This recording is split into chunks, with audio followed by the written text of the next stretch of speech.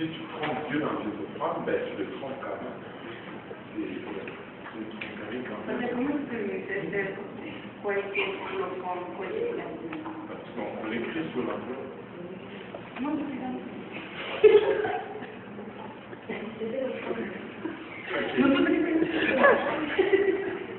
Non, tu le fais, toi et Dieu. Oui. Toi et Dieu. Mais tout sera dans le ministère. Oui, oui, tout va dans le ministère. Tout va dans le ministère. Tu sais, dans le ministère, il y a plusieurs besoins. Et le problème, ce n'est jamais la loi de Dieu. Le problème, c'est toujours les hommes. Le problème, c'est toujours les hommes. Vous allez tomber sur un dirigeant qui va vous rouler, il va prendre toute sa dîme, toute la dîme, et il va s'en servir pour lui et pour sa maison. Il va rouler un jaguar alors que l'église est en train de louer un local. Ça, c'est pas bon. Mais non, voici mon conseil et voici la sagesse. Si tu vas à cette église et que tu y es nourri chaque jour, donne ta dîme. Donne ta dîme. Tu dois donner ta dîme là où tu vas. Okay? Tu te plains, oh, il achète des choses, là. La question n'est pas là. La question c'est que toi tu y vas. Et tu es assis sous son ministère, donc c'est là que tu dois donner. Mais si tu vois qu'il y a un problème dans le ministère, moi je dis sors, va là où il y a un bon ministère et tu vas donner ta vie en paix. Et je remercie le Seigneur que nous avons un pasteur extraordinaire. Pasteur Graham, c'est un homme de Dieu, un homme, un gestionnaire extraordinaire. Amen. Il y a plein de pasteurs qui se seraient déjà enrichis avec une église comme celle-ci. Mais cet homme a le cœur totalement vendu à Dieu. C'est un homme qui ne... S'il voulait, il n'allait pas conduire la voiture. Tu peux regarder, j'ai vu des pasteurs qui ont des petits conduisent des Mercedes. Quand bien même on me la donnerait, j'aurais du mal à conduire une Mercedes. Je dirais, pardon, Vandela, donnez-moi une Dodge Caravane. Ça ne rentre tout simplement pas dans ma façon de voir. Et nous devons remercier Dieu et prier pour Abraham chaque jour. Nous avons un homme de Dieu qui nous dirige. Voilà. Moi, je viens comprendre. Pas de problème. Donc, chaque argent, quand on voit un argent du mois, au début du mois, dans ta vie, pour le mois, et vers la fin du mois, tes parents te l'envoient un peu.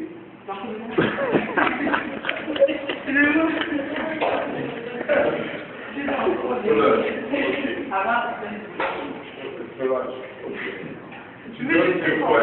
Ok, tu donnes sur le mois ou tu donnes sur ce que tu reçois? Je donne sur le mois. Ce que je reçois, c'est le mois. Ce que je reçois, c'est début du mois. Ok. Et si tes parents commençaient à te dire, ok, on t'envoie en 2 temps.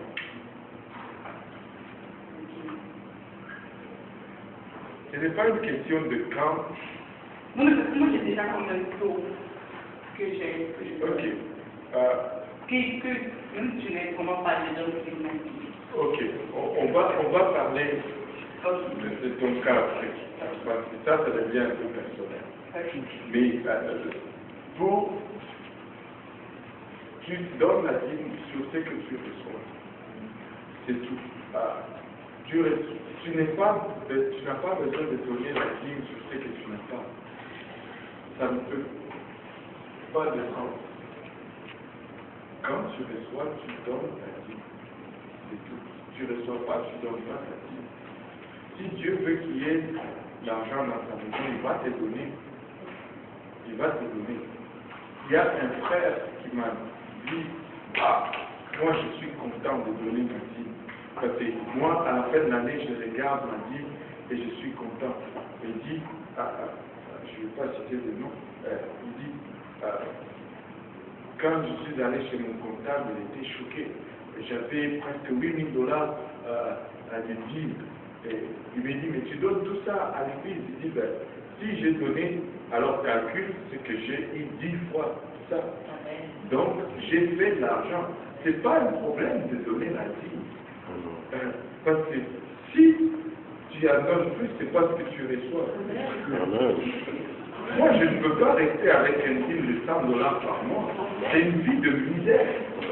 Je vais, $1 000, où est-ce que tu veux aller avec ça? Moi, je veux un dîme de $500 par mois. Je vais être capable de donner $500 par mois. Ça veut dire que j'ai reçu 5 000. $1 000 même par mois. Moi, je suis pas. Au moins 10 000 par mois. Oui, oui.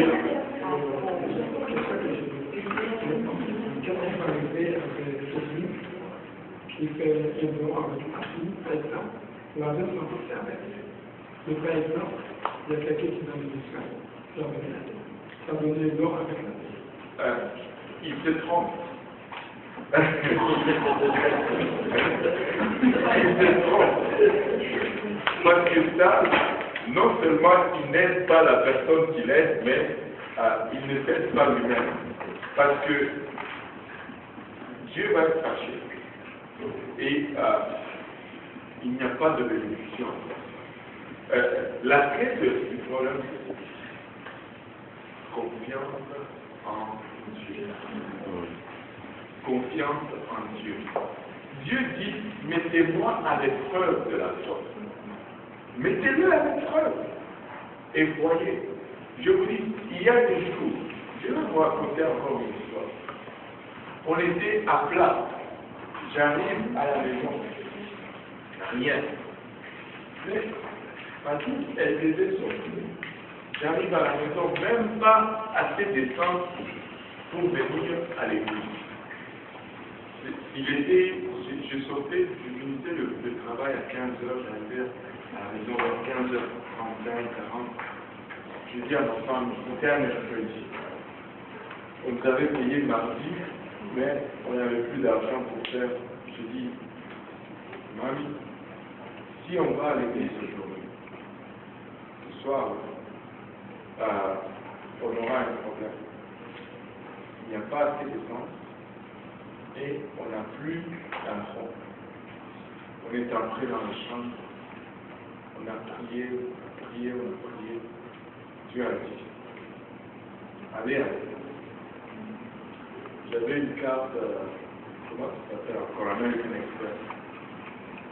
La carte était tellement utilisée que j'avais peur de cette carte.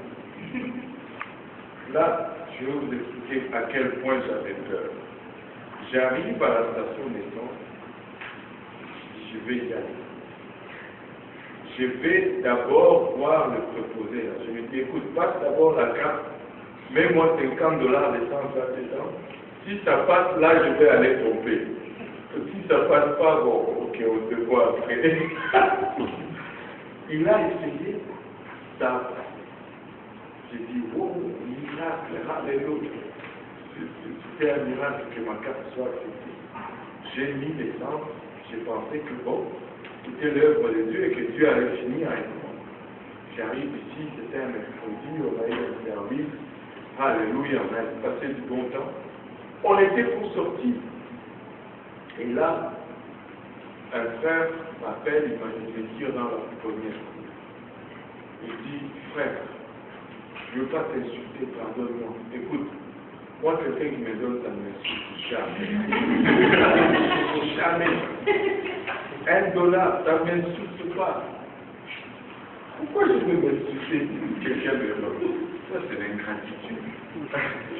Et il me dit, viens, il me dit, ne sois pas insulté, vraiment, ce que je fais, vraiment, c'est Dieu qui me l'a attention.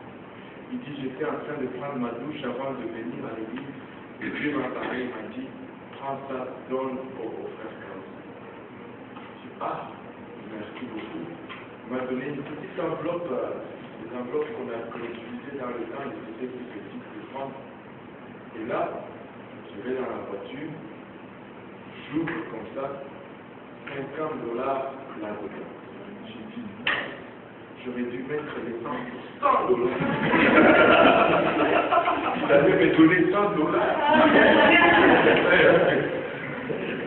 Dieu n'est failli jamais, même dans les dernières minutes, il va toujours le faire. Il va toujours le faire. Et des fois, marcher par la foi. Marcher par la foi. Regardez, la Bible, le principe, il faut aller au-delà de la loi et regarder le principe. Le principe, c'est que Dieu nous donne tout, mais lui-même, il peut retenir une partie de ce qu'il nous a donné pour nous mettre à l'épreuve. Souvent, nous voulons tirer tout le bâton. Il dit 90% avec Dieu, c'est mieux que 100% sans Dieu. Et depuis le jardin d'Éden, le principe de la dîme était dans le jardin d'Éden. Dieu dit à Abraham, plutôt à Adam, vous mangerez de tous les arbres du jardin, sauf c'est quoi ça?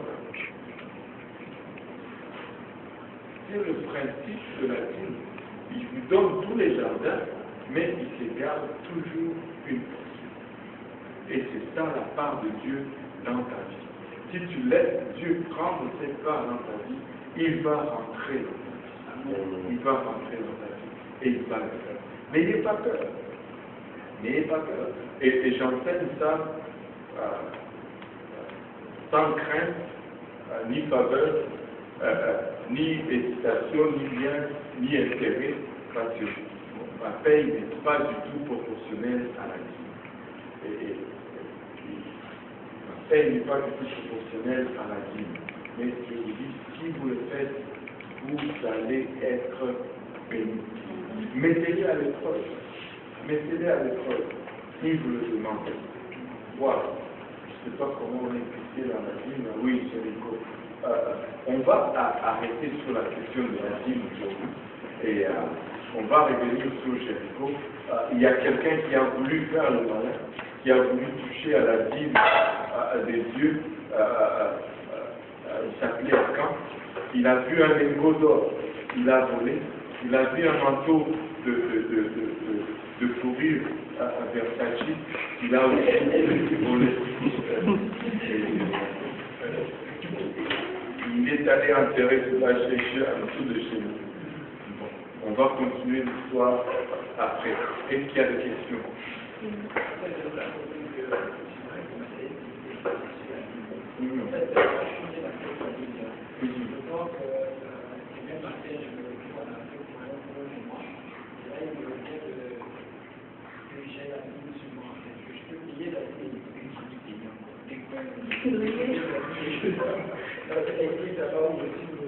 Oui. Oui. Non, non, tu donnes là.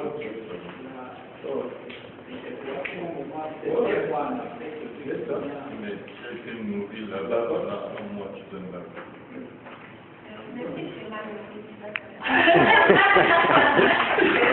Bon, laisse-moi répondre. Voilà. J'étais en voyage avant d'arriver ici, ça c'était en 95. Non, 95, j'étais seul avec mon frère. On vivait seul quand on a quitté le pays, pour savoir toute la provision.